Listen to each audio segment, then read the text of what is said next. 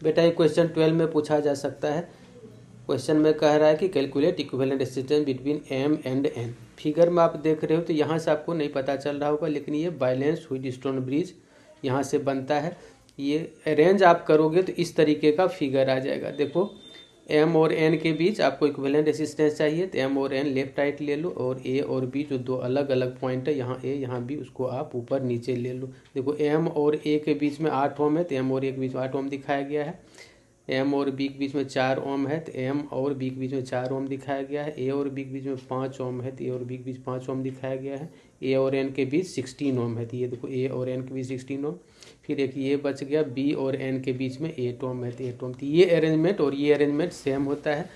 और यहाँ पर रेशियो, इस दोनों का रेशियो 8/16, 8 दूना 16 यानी हाफ रेशियो आएगा। फिर इस दोनों का रेशियो 4/8, तो 4 दूना 8 यानी ये भी हाफ रेशियो अगर इस दोनों का और इस दोनों का सेम आता है तो ये बैलेंस्ड व्हीटस्टोन ब्रिज कहलाता है। उस केस में इक्विवेलेंट रेजिस्टेंस में इसको नहीं लिया जाता है, ये हट जाएगा। तो ये दोनों सीरीज और फिर आपस में पैरेलल ले लिया जाता है।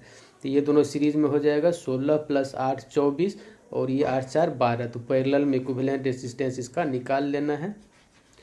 आर पी तो वो हो जाएगा 24 × 12/24 + 12 36। R1 R2 bye R1 + R2, मैं ये फॉर्मूला लगाया हूँ। 12 × 36, 3 × 8 = 24। तो इक्विवेलेंट रेजिस्टेंस यहाँ पर कितना आ जाएगा 8 ओम।